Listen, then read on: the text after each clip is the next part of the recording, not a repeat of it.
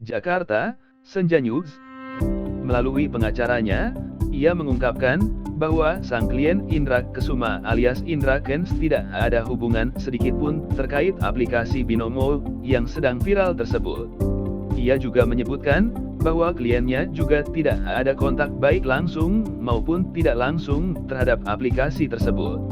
Apalagi menjadi bagian dari mereka, ia tidak sama sekali. Dalam penjelasannya juga mengungkapkan bahwa Indra tidak ada hubungan sama sekali, bahkan dirinya tidak mengenal sang pemimpin perusahaan, sistem dan letak lokasi perusahaan juga ia tidak mengetahuinya. Indra sama sekali tidak ada kaitannya baik dengan perusahaan ataupun menjadi bagiannya. Ungkap Wardaniman Larosa selaku pengacara dari Indra Kents di hadapan awak media. Penjelasan dari pengacara Indra Kents. Dalam kesempatan tersebut, pengacara juga mengungkapkan bahwa kliennya hanyalah pengguna biasa yang menggunakan platform tersebut. Sama halnya dengan pengguna lain. Karena dirinya merasa aplikasi tersebut cukup menjanjikan dan merasa akan segera mengalami regulasi, dengan alasan tersebut ia kemudian berani untuk memasarkan Binomo kepada followersnya. Ketika ditanya soal keuntungan, Wardaniman bungkam dan merasa enggan untuk membeberkan bagaimana jumlah keuntungan yang didapatkan dari aplikasi tersebut. Dirinya mengungkapkan bahwa biarkan tugas penyidik yang mengetahui jumlah keuntungan yang didapatkan tidak perlu dibeberkan di hadapan publik. Wardaniman juga mengungkapkan bahwa kliennya merasa yakin dan percaya suatu saat aplikasi Binomo akan legal di Indonesia. Terlebih jika melihat sistem atau mekanisme yang ada di dalamnya.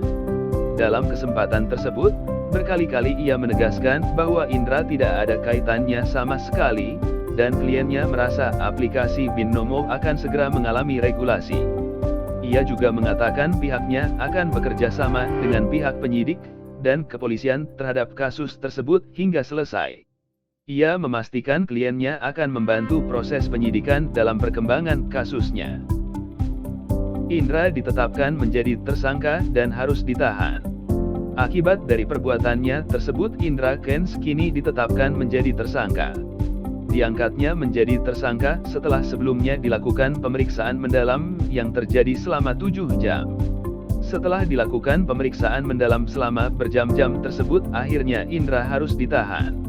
Penahanan ini akan dilakukan selama 20 hari pertama sembari menunggu kelanjutan dari kasusnya. Penahanan dilakukan di Bareskrim Polri. 20 hari penahanan tersebut akan dimulai pada hari Jumat, tanggal 25 Februari 2022 sampai dengan selesai. Sebelumnya Indra melakukan pemasaran mengenai aplikasi Binomo melalui akun pribadinya yakni Instagram, YouTube bahkan hingga Telegram. Sehingga banyak followersnya terpikat untuk mengikuti. Namun ternyata ada salah satu korban merasa ditipu oleh promosi yang dilakukan oleh Indra, sehingga melaporkan kejadian tersebut beberapa waktu lalu. Dalam promosi yang dilakukan oleh Indra, ia selalu menyebutkan bahwa Binomo legal di Indonesia. Sehingga followersnya yang tidak tahu apa-apa menjadi tertarik. Padahal sudah jelas bahwa Binomo merupakan salah satu aplikasi yang telah dicap dan dianggap ilegal oleh pemerintah.